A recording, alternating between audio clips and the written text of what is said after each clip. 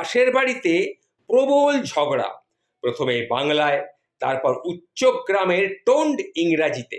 একটু পরে তাদের সদর দরজা খোলার ধবাস করে একটা শব্দ পেলাম। ভাবলাম একজন প্লেয়ার বেরিয়ে যাচ্ছে, যাক ঝগড়া এবার থামবে। পর মুহূর্তে আমারই ডোরবেলটা বেজে উঠল। দরজা খুলে দিতেই মিসেস পাল সোজা আমাকে তোয়াক্কা না করে ধাঁ করে আমার ঘরে ঢুকে সোফায় বসে পড়ল। পেছন পেছন আবার দেখে মিস্টার পাল। পালগিন্নি বললেন, দেখুন এটা ঠিক দাবি নয়, এটা আমার অনুরোধ। আপনি যদি।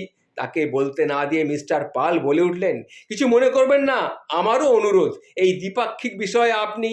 তখন আদেশের সুরে করা উপর্যুপরি দুখানো অনুরোধ তখনও ভালো করে গলার দক্ষণ হয়নি জানি। মিসেস পাল ঝাঁঝিয়ে উঠলেন, এই লোকটা তখন থেকে যা নয় তাই বলে আমাকে গালাগাল করছে। আমার অজান্তেই মুখ ফুঁড়ে বেরিয়ে গেল, গালাগাল? ছি ছি ছি ছি ছি ছি। পালবাবু মরিয়া হয়ে বলে উঠলেন, আমার ওই অনুরোধ ছিল, আপনি পুরোটা না শুনে দয়া করে এইভাবে বলবেন না। পালগিন্নি হুড়মুড়িয়ে বললেন, গালাগালের আবার পুরোটা কি? হ্যাঁ, অর্ধেকও কি? অর্ধেকও যা, পুরোটা তাই। পুরোটাও তো বলিনি। বলনি? তুই বলনি? এবার আমার মুখ থেকে আবার ডবল ছি ছি ছি ছি এইভাবে বেরিয়ে এলো, এবং সম্ভবত পালবাবু এবার ভেঙে পড়লেন।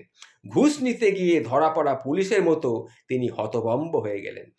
তখন আমি বললাম, দেখুন, স্বামী স্ত্রীর ঝগড়ার মধ্যে এরকম বাজে কথা মুখে আনাটা কখনো কি শোভা পায় পালবাবু আপনার পক্ষে? আপনি একটা শিক্ষিত লোক।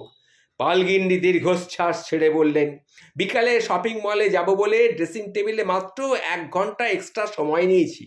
এই আমার দোষ।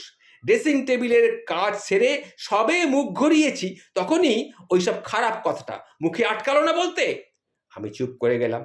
পালগিন্নি তখনও বলে চলেছেন, কতটা সাবস্ট্যান্ডার্ড হলে মানুষ এসব কথা বলতে পারে বলুন?